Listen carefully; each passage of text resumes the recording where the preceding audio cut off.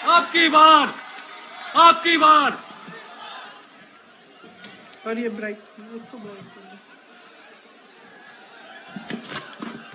सबसे पहले तो बहनों और भाइयों, आप सबको बहुत बहुत धन्यवाद कि इतनी धूप में आप खड़े हैं और दूर दूर से आप मेरी बातों को सुनने आए हैं। आपका इस सभा में बहुत बहुत स्वागत।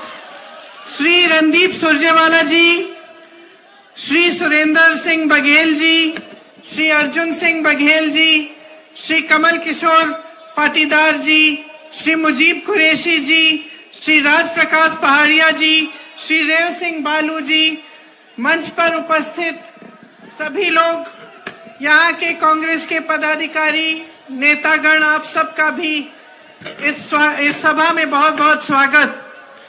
जय जोहार, जय तांत्या मामा, जय बिरसा मुंडा जी, और हर हर नर्मदे कहिए मेरे साथ एक बार, हर हर नर्मदे, हर हर नर्मदे, हर हर नर्मदे।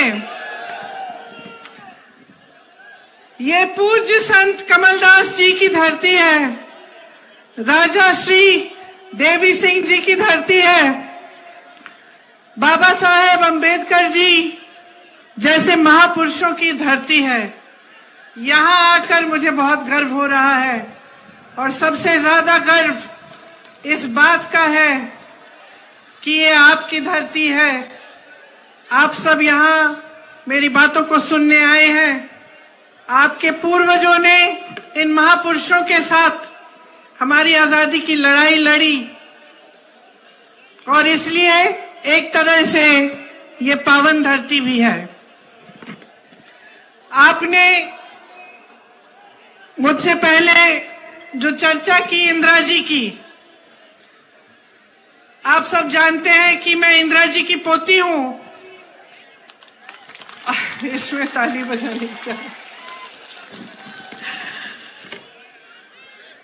आप उनको बहुत मानते थे, और जितना आप उनको मानते थे, जितनी श्रद्धा आपके दिल में उनके लिए थी, उतनी ही श्रद्धा इस देश की जनता के लिए, खास तौर से मेरे आदिवासी भाई बहनों के लिए इंदिरा जी के दिल में थी। तो आज उनके गुजर जाने के 30 साल से ज्यादा गुजर गए हैं, लेकिन आप फिर भी उन्हें याद इसलिए करते हैं क्योंकि आप जानते हैं कि उनके दिल में आपके प्रति जो श्रद्धा थी, वो एक गहरी और असली श्रद्धा थी। वो एक राजनीतिक रिश्ता नहीं था, एक भावनाओं का रिश्ता था, एक समझ और श्रद्धा का रिश्ता था।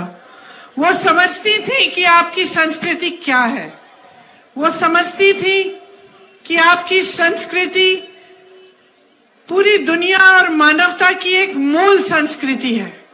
प्रकृति की रक्षा, प्रकृति का आदर, चाहे जंगल हो, चाहे जल हो, चाहे जमीन हो, चाहे जानवर हो, सबका आदर करते हुए आपने अपने जीवन जिए। और हमेशा कहती थी कि यही संस्कृति इस दुनिया की सबसे अच्छी संस्कृति है। तो उन्होंने कभी आपकी संस्कृति को बदलने की कोशिश नहीं की, उस पे कुछ थोपने की कोशिश नहीं की, हमेशा उसका आदर किया, और उसी की तहत आपके लिए उन्होंने नीतियां बनाई। इसी तरह से चाहे पंडित जवाहरलाल नेहरू थे, चाहे उसके बाद राजीव गांधी जी थे, उन्होंने भी इसी तरह से आपकी संस्कृति का आदर किया। आपके लिए जो नीतियां लाए, उनसे आपकी भलाई हुई, आप आगे भी बढ़ पाए, और साथ साथ जो आपकी परंपराएं थी, जो आपकी संस्कृति थी, उसको आप बचा भी पाए। आज जब मैं यहाँ आ रही थी तो मैंने देखा कि बहुत सारे नौजवान खड़े हैं रास्ते में, सड़कों पे, और यहाँ भी मैं बहुत नौजवानों को देख रही हूँ। मैं आपसे पूछना चाहती हूँ कि आप में से कितने ऐसे लोग हैं जिन्हें मध्य प्रदेश की सरकार ने रोजगार दिया है? जरा हाथ उठा के बताइए। रोजगार मिला? नहीं मिला है। और कितने ऐसे नौजवान हैं जिन्होंने भर्ती की जो वो प्रतियोगिताएं हैं वो की हैं और पढ़ाई बीए, एमए, बीएससी, एमएससी तक की है, जरा हाथ उठाओ। तो तकरीबन सारे पढ़े लिखे हैं। और पढ़ाई आपने कैसे की? आपके माँ बाप ने मेहनत की आपको पढ़ाने लिखाने के लिए, आपकी फीस भरने के लिए खूब मेहनत करनी पड़ी। कुछ किसान होंगे, कुछ नौकरियां कर रहे होंगे कहीं, सबने आपके लिए मेहनत की आपको आगे बढ़ाने के लिए। तो देखिए, सबसे महत्वपूर्ण बात क्या है जो आज आपको समझनी है। आपकी जो बड़ी बड़ी समस्याएं हैं वो क्या है? सबसे पहले तो भयंकर बेरोजगारी है। आज सिर्फ प्रदेश में नहीं लेकिन देश में इतनी बेरोजगारी है कि 45 सालों से इतनी बेरोजगारी पूरे देश में नहीं रही है। तो सबसे पहले आपको यह समझना है कि जो आपकी सबसे बड़ी समस्याएं हैं, मैं सोचती हूं वो बेरोजगारी और महंगाई है। सही बोल रही हूं? महंगाई है समस्या बड़ी, बेरोजगारी है। तो मैं चाहती हूं कि थोड़ी चर्चा मैं इन दो समस्याओं के बारे में करूं। तो बेरोजगारी की मैंने बात की। अब आप अपने प्रदेश में अगर देखेंगे तो तमाम सरकारी पद खाली पड़े हुए हैं। चाहे स्वास्थ्य व्यवस्था में देखें आप तो हर स्तर पर, मतलब हर स्तर पर 90% से ज्यादा पद खाली पड़े हैं। अब आप सबने हाथ उठाया कि पढ़े लिखे हो, रोजगार के लायक हो, तो ये पद खाली क्यों पड़े हैं? ये सवाल उठाना जरूरी है कि सरकारी पद इतने खाली हैं, कहीं 90%, कहीं 80%, कहीं 75%। तो आज तक जब 18 सालों से भाजपा की सरकार चल रही है तो ये पद भरे क्यों नहीं गए हैं? सबसे पहला सवाल तो ये है। दूसरा सवाल कि अगर आपको रोजगार मिल रहे हैं, नहीं मिल रहे हैं, तो इसकी वजह क्या है? क्योंकि ऐसी बात तो नहीं है कि कभी रोजगार नहीं मिले। एक जमाना था, शायद आपके दादों का जमाना, जहां लोगों को छोटे मोटे सरकारी रोजगार मिल जाते थे। कोई पियन का काम करता था, कोई सरकारी किसी बड़ी कंपनी में काम ले लेता था।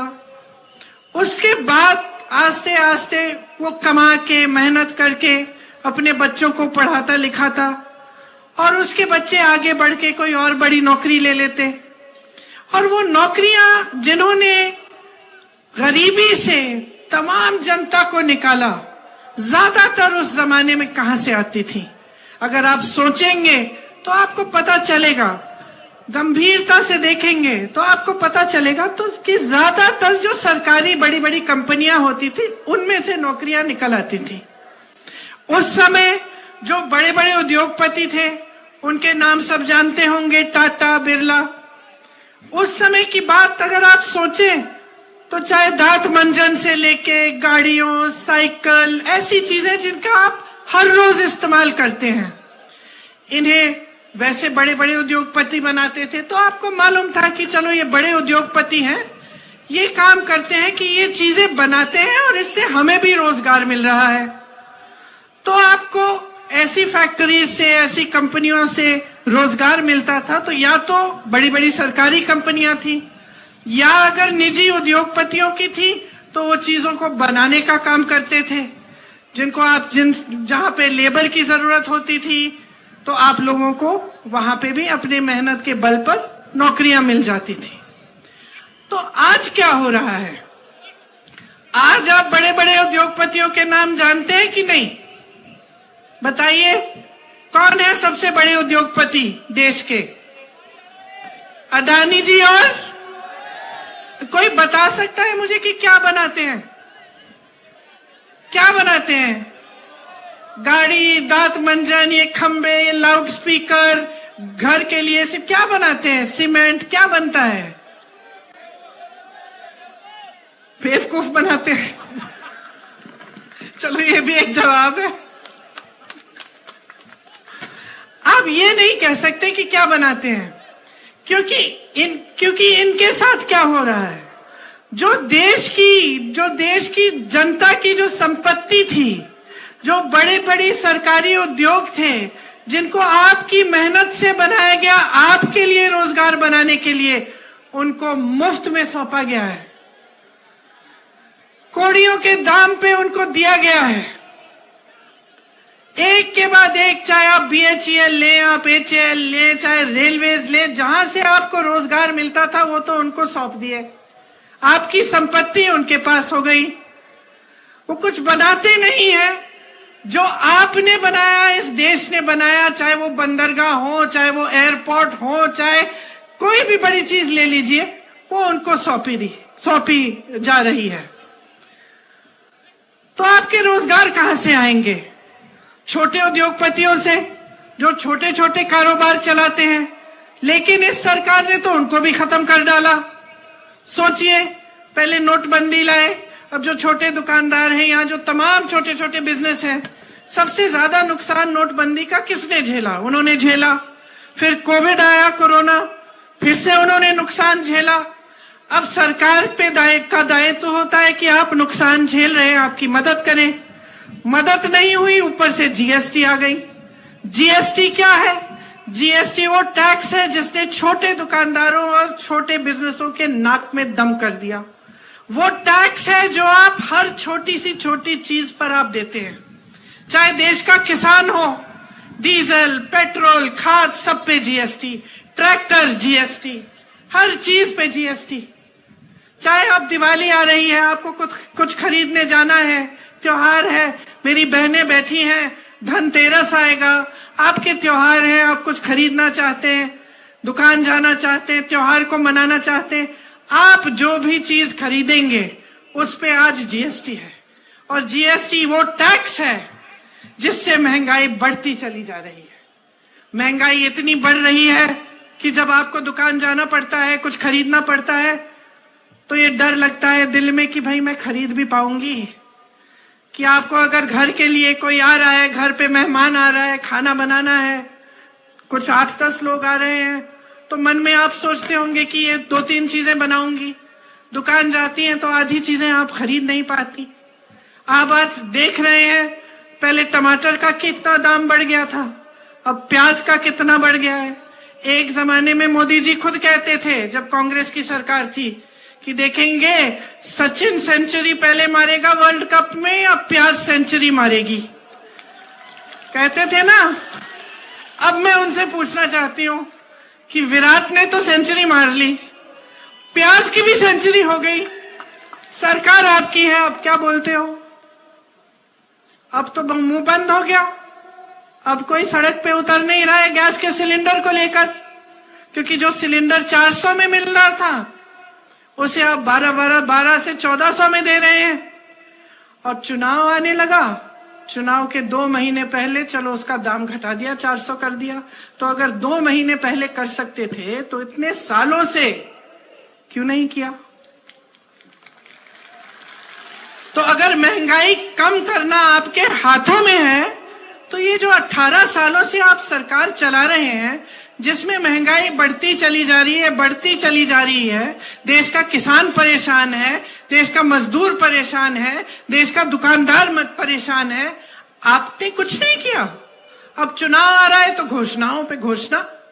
और मैं देख रही थी कि इस सरकार ने 22,000 घोषणाएं की हैं। जरा बताइए मुझे, 22 इन्होंने पूरी की हैं? 22 भी नहीं की। तो ये हुई महंगाई और रोजगार की बात, कि जो रोजगार बनाने के माध्यम थे उनको इन्होंने खत्म कर डाला। खेती किसानी भी थी, एक जमाने में लोग खेती से कमा लेते थे, आजकल बेचारा किसान कमा नहीं पा रहा है खेती से, पलायन करके जा रहे हैं उसके बेटे। और जिनके बेटे जवान बनने के लिए तैयारी किए, खूब उन्होंने संघर्ष किया कि हमारी भर्ती हो जाएगी, उनके लिए ये स्कीम ले आए, अग्निवीर की स्कीम, कि 4 साल करो सेना में काम और फिर घर लौटाओ। तो आपको सोचने की जरूरत है कि ये सरकार आपके लिए कर क्या रही है। अब ये आदिवासियों का क्षेत्र है, आपका क्षेत्र है। मैं आपको बताना चाहती हूं कि कुछ दिनों पहले मैं छत्तीसगढ़ में थी। छत्तीसगढ़ में कांग्रेस की सरकार है और मुझे गर्व होता है इस चीज को कहने में, और सब जगह मैं कहती हूं कि जहां भाजपा की सरकार ने, जहां जहां भाजपा की सरकार है, उन प्रदेशों में जो देश की और प्रदेश की संपत्ति है, मतलब जो आपका पैसा है, वो आपसे छीन के, देश के गरीब से छीन के, देश के किसान से छीन के, देश के मिडिल क्लास से छीन के को दिया गया है। और छत्तीसगढ़ में जहां कांग्रेस की सरकार है, वहां आपकी संपत्ति वापस आपकी जेब में डाली गई है, क्योंकि जो हमारी नीतियां हैं वो यही करती हैं। वहां के आदिवासी क्षेत्र बस्तर को देखिए, आज बस्तर का नाम दुनिया भर में फैला हुआ है। वहां एक बड़ी प्रोडक्शन कंपनी लगाई मिलेट की, रागी की। उनका जो रागी वहां पे बनता है आज दुनिया भर में बिक रहा है। आपको क्या, जो वन के उपज हैं उसके लिए आपको न्यूनतम समर्थन मूल्य मिलता है कि नहीं, बताइए? नहीं मिलता। छत्तीसगढ़ में 67 वन उपज के लिए न्यूनतम समर्थन मूल्य मिल रहा है। धान के लिए सबसे ज्यादा पूरे देश में 2400 रुपए से ज्यादा मिल रहा है छत्तीसगढ़ में। आपके आदिवासी क्षेत्रों को आगे बढ़ाया गया है। सबसे बड़ा जो आदिवासी संस्कृति का जो मेला लगता है इंटरनेशनल, पूरे दुनिया भर के जो आदिवासी लोग हैं वहां आते हैं, वो छत्तीसगढ़ में आज लगता है। और आपकी संस्कृति को आगे बढ़ाने के लिए क्या नहीं किया। यहाँ आवारा पशु की आपकी समस्या है कि नहीं है? खेत चरते हैं आवारा पशु। अच्छा, ये जो समस्या है ना कि रात को दिन में जो आवारा पशु घूम के आपके खेत को चर जाता था, ये बहुत बड़ी समस्या थी छत्तीसगढ़ में। तो वहां के जो मुख्यमंत्री हैं और जो कांग्रेस की सरकार है, उन्होंने तय किया कि इस समस्या को हम दूर करना चाहते हैं। तो उन्होंने ऐसे गौठान बनाए जिसमें मेरी बहनें, जब मैं वहां की बहनों से मिलती हूँ, खास तौर से आदिवासी क्षेत्र की, मुझे कहती हैं कि 1-1 लाख से 6-6 लाख रुपए कमा रही हैं, क्योंकि गौठान बनाए, गोबर खरीदी आवारा पशुओं की। अगर आप पशु रखेंगे तो आपसे सरकार ने गोबर खरीदी, वहां पे जो स्वयं सेवा समूह है वहां उन्होंने काम कराया गौठानों में, और गौठान में से बहुत चीजें ऐसी बनाई जो काम की हो गई। तो हर तरफ से आपको मजबूत बनाने का प्रयास किया, और इसका नतीजा ये निकला कि जनता खुश है। नतीजा ये है कि छत्तीसगढ़ में से जो पलायन होता था, जो नौजवान सब दूर जाते थे नौकरी रोजगार ढूंढने के लिए, वापस आने लगे हैं। किसानों से मिलते हैं तो खुश लगते हैं, मुख्यमंत्री जी को काका कहते हैं, खुशी से, प्यार से, गुस्से से नहीं, जैसे आप लोग मामा जी कहते हैं। ये आपके मामा जी ने कितने घोटाले किए हैं, यहाँ पे मेरा पूरा लिस्ट है, इतना लंबा है कि मैंने पढ़ना ही छोड़ दिया है। हर जगह घोटाला, पटवारी भर्ती में घोटाला, भर्ती के इम्तिहान में घोटाला, बिजली में घोटाला, वृक्षारोपण में घोटाला, व्यापम का घोटाला तो बात ही मत करिए, आप सब जानते हैं कि क्या हुआ। तो जहां पे आप देखते हैं घोटाला ही घोटाला। हर नौजवान को ये मालूम है कि ये सरकार कमीशनखोरी पे चलती है। कुछ छोटा सा चाहिए आपको, कहीं पे आपको छोटा काम कराना हो, सरकार से कुछ ताल्लुक हो, तो आपको कमीशन देना पड़ता है। तो क्या आप ये चाहते हैं अगले 5 सालों के लिए, या आप चाहते हैं कि आपके प्रदेश में भी ऐसी सरकार आए जो आपके लिए काम करे? देखिए, चुनाव के समय यहां खड़े होकर कोई भी कुछ भी घोषणा कर सकता है। आपको जागरूक बनना पड़ेगा, आपको देखना पड़ेगा कि ये घोषणा जो है ये खोखली है या असली है। अब जैसे कांग्रेस के प्रदेशों में हमने कुछ गारंटी बताई चुनाव के समय, तो आप देखिए ना कि क्या ये गारंटी लागू हुई कि नहीं हुई। जो घोषणा नेता, बड़े बड़े नेता करने आए थे, क्या उन्होंने ये घोषणा पूरी की कि नहीं। तो आपको पता चलेगा कि कांग्रेस के प्रदेशों में, जैसे तमाम प्रदेशों में पुरानी पेंशन स्कीम लागू है, जो कांग्रेस के प्रदेश हैं। आपकी सरकार और भाजपा की जो केंद्र की सरकार कहती है कि हमारे पास पैसे नहीं है, हम इतना पेंशन नहीं दे सकते, अच्छा, इतना पेंशन नहीं दे सकते तो अंबानी जी और अडानी जी के आप लोन कैसे माफ कर रहे हो? अगर आप किसानों का कर्ज माफ नहीं कर सकते तो इतने बड़े बड़े उद्योगपतियों के हजारों करोड़ के लोन कैसे माफ कर रहे हो? अगर इस जागरूकता से आप लोग ये सवाल नहीं पूछेंगे तो फिर जैसे आपने कहा कि बेवकूफ बनाया जाएगा, वैसे और 5 साल बेवकूफ बनो। इस देश के संविधान ने आपको एक बहुत बड़ी शक्ति दी है कि अगर आप जागरूक बन जाओगे तो कोई नेता आपको बेवकूफ नहीं बना सकता। और इस जागरूकता में पड़ा क्या है? अखबार उठाओ, अखबार में अगर सही खबर नहीं है तो आजकल इंटरनेट है, देखो, पढ़ो। जो लोग वहां से आ रहे हैं छत्तीसगढ़ से पूछो कि भाई वाकई तुम्हारे प्रदेश में सबसे ज्यादा रोजगार है, कैसे हुआ? कि भाई वाकई तुम्हारे यहाँ गौठान बन रहे हैं जहां पे सबकी तरक्की हो रही है, आपकी कमाई भी हो रही है। पता करो, पूछो, जो पलायन करके गया उससे पूछो दूसरे प्रदेशों में क्या हालात है, कांग्रेस की सरकारें क्या कर रही हैं। जागरूक बनो, क्योंकि इस जागरूकता से ना आपका भविष्य जुड़ा हुआ है। अगर आप अपने भविष्य को गहराई से नहीं समझेंगे और आज की राजनीति को गहराई से नहीं समझेंगे तो आगे तरक्की नहीं होगी आपकी।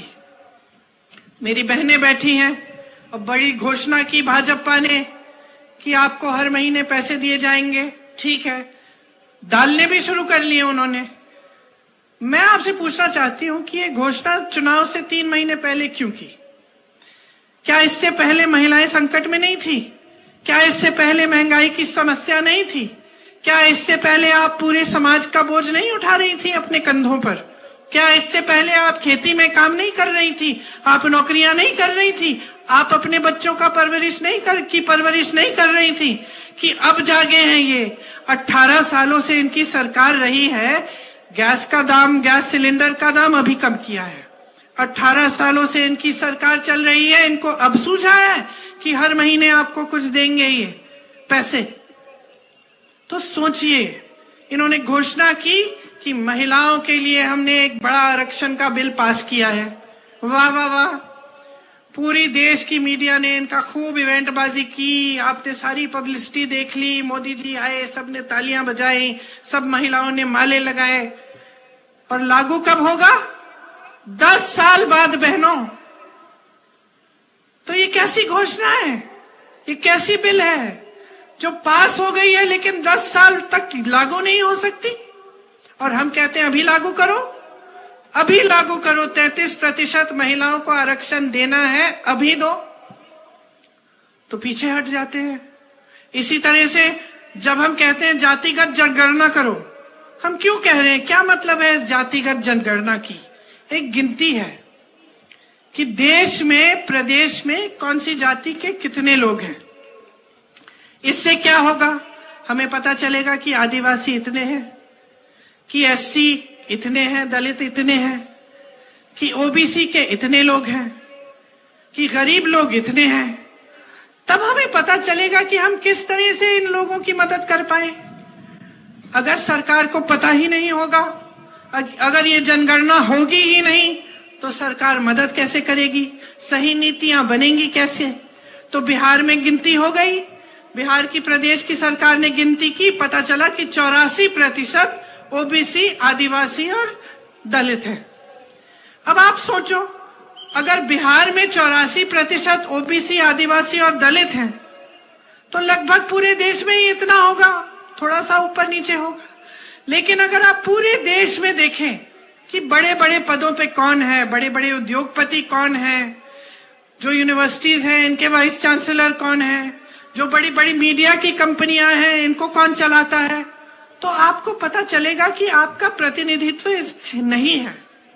हम कहते हैं जातिगत जनगणना करो, गिनती करो भाई, प्रतिनिधित्व हो सबका, सही तरह से सबका विकास हो। चुप हो जाते हैं, पीछे हट जाते हैं, तरह तरह की बातें करने लगते हैं। तो आपको समझना है कि ये लोग सचमुच आपकी भलाई चाहते हैं कि नहीं, आपका विकास चाहते हैं कि नहीं, या फिर सिर्फ अपनी सत्ता में मग्न है, और भ्रष्टाचार और सत्ता को रखने के लिए, भ्रष्टाचार करने के लिए, अपने बड़े बड़े महलों को बनाने के लिए ही ये सत्ता में रहना चाहते हैं और ये सरकार चलाते हैं।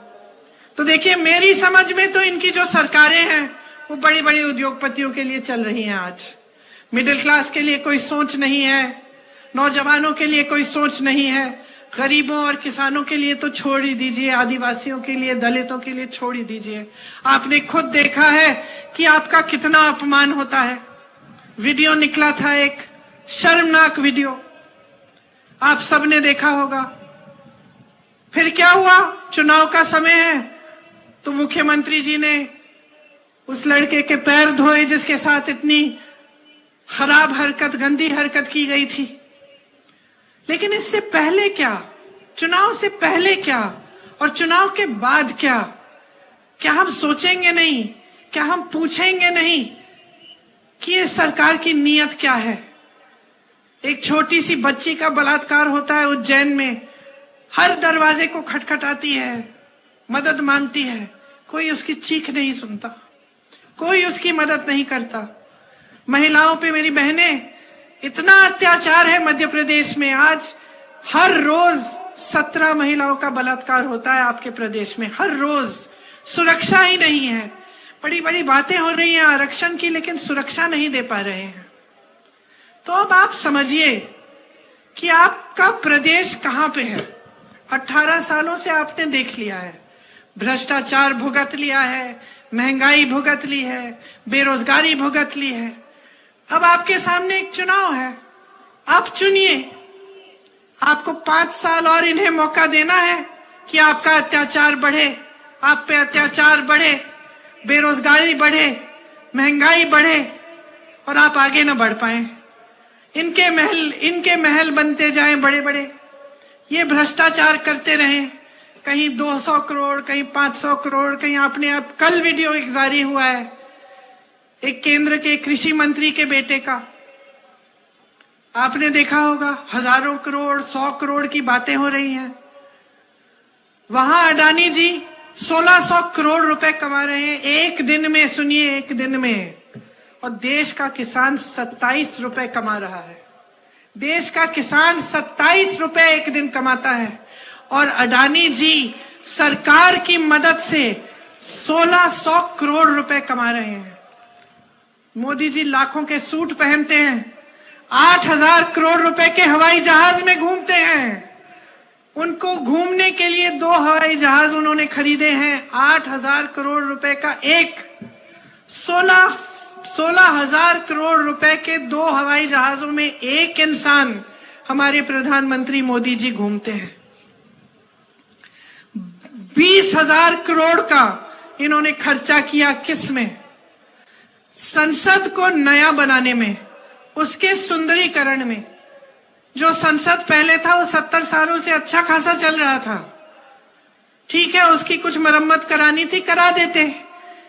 20,000 करोड़ रुपए आप खर्च रहे हैं सुंदरीकरण करने में, बड़ी बड़ी इमारतें बना रहे हैं, और आप कहते हैं कि किसानों का बकाया नहीं दे सकते, किसानों का कर्ज माफ नहीं कर सकते। तो ये परिस्थितियां हैं। अब अगर आप सोचते हैं कि हम कांग्रेस पार्टी हैं, हम तो भाजपा की आलोचना करेंगे ही, चुनाव है, हमें तो कहना है, तो ठीक है, हमारी बातों पे मत जाइए, लेकिन अपनी जागरूकता तो बढ़ाइए। आप खुद देखिए कि आपके साथ क्या हो रहा है। क्या आपके जीवन में इन पिछले 5-6 सालों में तरक्की आई है कि नहीं? इस सवाल का जवाब दे दो मुझे, आई है कि नहीं? सुनाई नहीं दे रहा मुझे, और जोर से बोलो।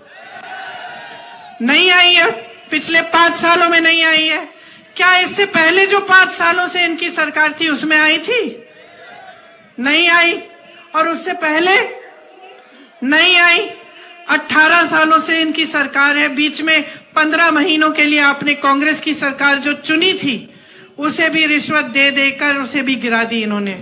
तो 18 सालों की जो इनकी सरकार है, इसमें आपकी तरक्की नहीं हुई ना, तो क्या उम्मीद रख रहे हैं कि आप अगले 5 सालों में होगी? तो आपको दिख नहीं रहा है कि जितनी भी घोषणाएं आपके सामने की जा रही हैं सब खोखली हैं, सब खोखली हैं बहनों और भाइयों, सब अपने में ही खुश हैं, अपनी सत्ता बढ़ाना चाहते हैं, अपने बड़े बड़े महल बनाना चाहते हैं, अपने बच्चों को विदेश में पढ़ाएंगे, वहां रोजगार दिलवा देंगे, हजारों करोड़ के अपने लोन माफ करवा लेंगे, लेकिन आपकी तरक्की नहीं हो रही है। तो मैं सिर्फ एक चीज कहती हूं आपको, वोट नहीं मांगूंगी, जागरूकता मांगूंगी आपसे, और एक ही चीज कह के जाऊंगी,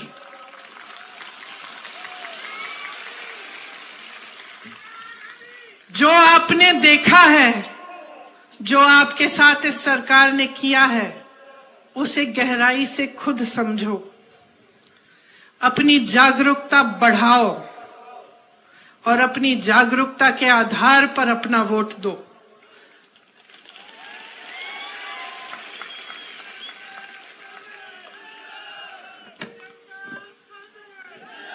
अगर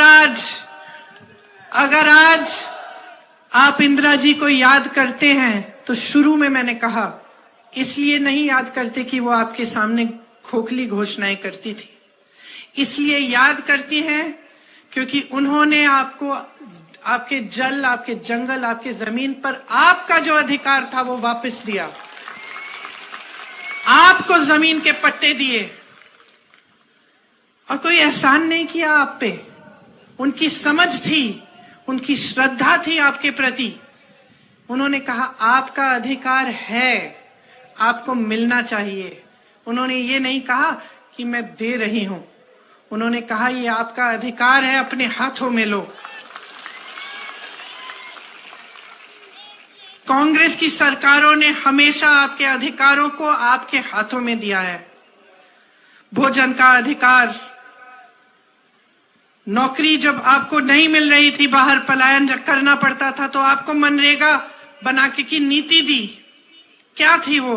कि आपको गांव में रोजगार मिले, ये आपका अधिकार था। कांग्रेस की सरकार ने कहा कि सबका अधिकार है कि रोजगार कम से कम 100 दिन का मिलना चाहिए, इसीलिए आपको मनरेगा की नीति बना के दी, इन्होंने कमजोर की। तो जो आपका अधिकार है वो आप समझिए, कौन सी सरकार आपका अधिकार आपके हाथों में देना चाहती है और कौन सी सरकार पुराने जमाने के राजाओं की तरह आपके सारे अधिकार लेकर अपने हाथों में सिर्फ सत्ता के लिए चाहती है। आप समझिए, जब आप गहराई से सोचेंगे और समझेंगे तो मैं जानती हूं कि आपका वोट सिर्फ और सिर्फ कांग्रेस पार्टी को जाएगा, क्योंकि हमारे दिलों में आपके लिए श्रद्धा है। हम जानते हैं कि आपने हमें बनाया है, हम जानते हैं कि इस मंच पे बैठा हर एक नेता यहां नहीं खड़ा होता अगर आपने नहीं खड़ा किया होता। लेकिन अफसोस की बात यह है कि चुनाव के समय आज की जो राजनीति है वो आपका ध्यान भटका रही है। चुनाव आता है, अचानक धर्म की बातें शुरू, जाति की बातें शुरू, अजीब अजीब सी फिजूल की बातें शुरू, खोखली घोषणाएं शुरू, काम की बातें नहीं हो रही हैं। तो आपको जवाबदेह बनाना पड़ेगा नेताओं को। समझ रहे मेरी बात? अगर हमें एहसास हो सकता है कि आपने हमें यहां खड़ा किया है, तो भाजपा के एक एक नेता को एहसास दिलाओ कि जब तक आपके लिए दिन रात एक करके काम नहीं करेंगे, जब तक आपके लिए सही नीतियां नहीं बनाएंगे, जब तक आपका पैसा वापस आपकी जेब में नहीं डालेंगे, जब तक इन बड़े बड़े उद्योगपतियों से आपकी संपत्ति लेकर वापस आपको नहीं देंगे, तब तक आप फिर से इनको इस मंच पे खड़ा नहीं होने देंगे। आपका वोट आपका है, कीमती वोट है, आपकी जिम्मेदारी है और आपके देश के प्रति आपका कर्तव्य है।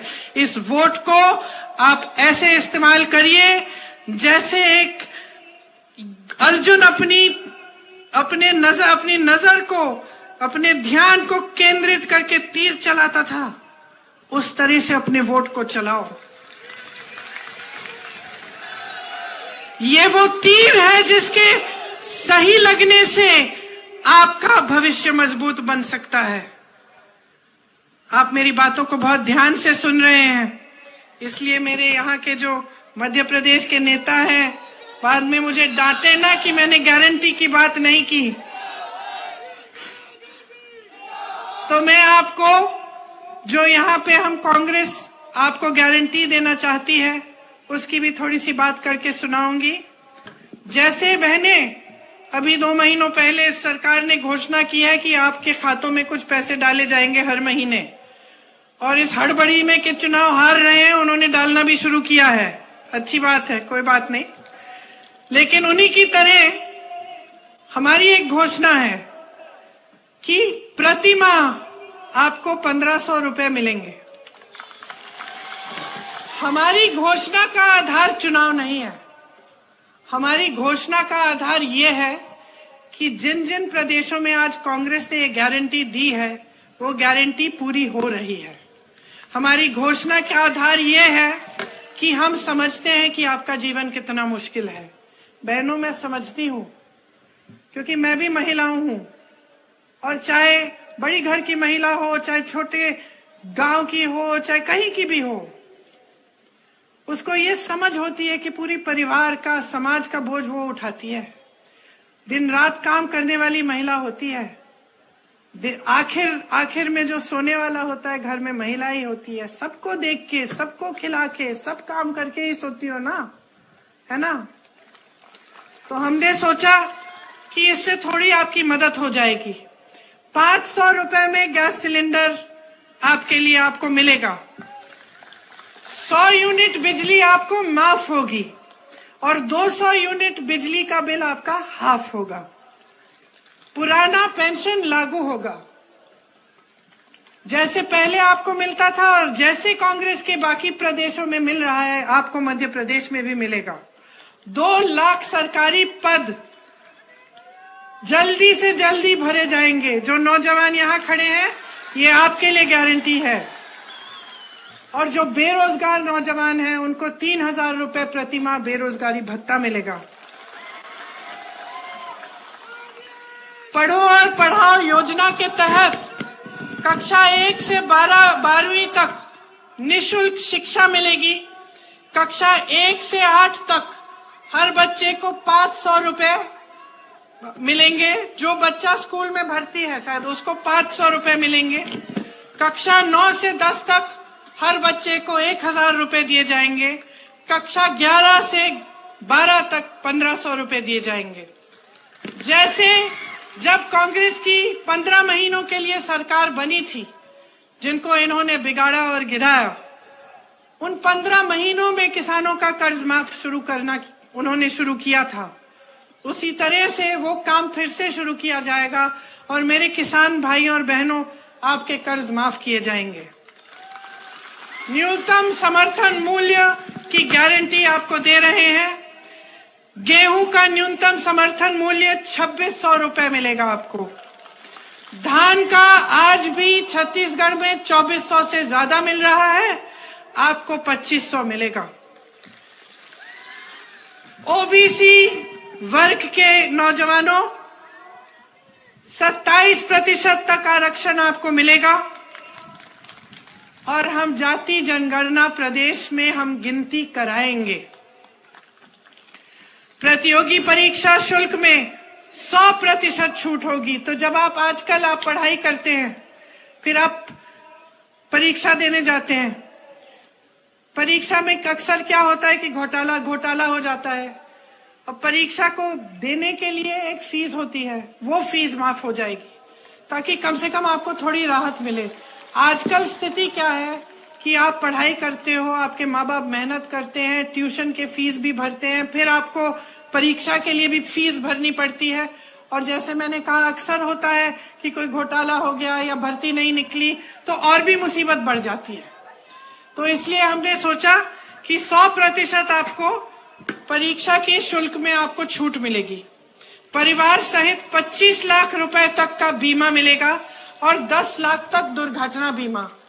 ये आज राजस्थान में हो रहा है। कांग्रेस की सरकार है, 25 लाख रुपए तक मुफ्त इलाज हो रहा है राजस्थान में।